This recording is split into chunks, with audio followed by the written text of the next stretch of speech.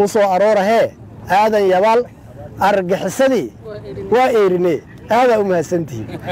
ما أنتوا حنصبوا دقمة هذا يبال وحقيقي دقمة تاريخي أحيد لكن عدو كوهب سدي إن مدأنا لبعض بدل مجوهي تاني waxay tusaale u tahay waxa ay shacabka Soomaaliyeed guud ahaan iyo gaar ahaan ciidamada iyo shacabkoo wada jira awoodda ay u leeyihiin in ay maaragta iska qaadaan gumaysiga diineed iyo gumaysiga bani aadan labadaba nimankan khawaarijta ah ee lala diriraayo waa niman ilaahay subxaanahu wa tacaala diinkiisana ka been sheegay xuquuqda qofka muslimka ahna mar walba ku tumanay nimankaasi waa niman wax walba oo diintu xarintay ka shaqeynay haday tahay hantida dadka iyo dhiiga dadka haday tahay argagaxgelinta dadka iyo haday tahay dhiig miirashada dadka intaba taasi marka waxay ku tusaysaa in waxa aan u dirirayno oo badbaadinta diinta ah badbaadinta dalka ah badbaadinta calanka ah ay tahay shay muqadas ah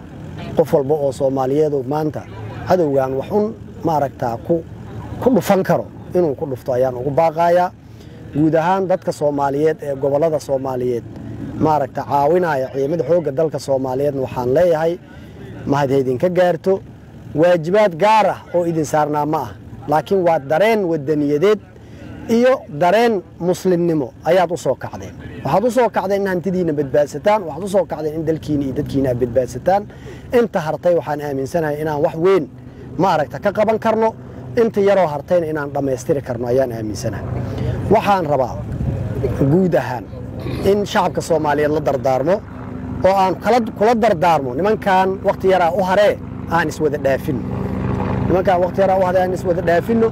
deegaanadan dadka ku noolna waxaan rabaa inaan ugu baaqo amnigooda inay sugtaan ciidanka xoogga dalka Soomaaliyeed waajibaadkiisa waa gutay inta harsan ayuu baacsan doonaa dadka deegaanka ayaa laga rabaa in amniga qaybta ugu muhiimsan ay ka qaataan hantidooda ay shabaabka cishtaan wiilashooda u yeertaan wiilasha la khalday oo Soomaaliyeed oo weli argagixisada ku dhax nool oo khawaarijta ku dhax nool waxaan leenahay ka soo taga dadkiina iyo shacabkiina Soomaaliyeed maaragta u adeega ciidamada ka mid noqda ganacsatada ka mid noqda xoolalayda ka mid noqda wax walba oo dadka Soomaaliyeed sameynaya ka mid noqda laakiin qoriyaha argagixisada ku hoos dhimanina aakhirana naar ku aadina adduuna cadaab adduunyaha ku mutaysanina salaamullaahi calaykum waraxmatuhu wabarakaatuhu mar labaad mar saddexaad waxaan leenahay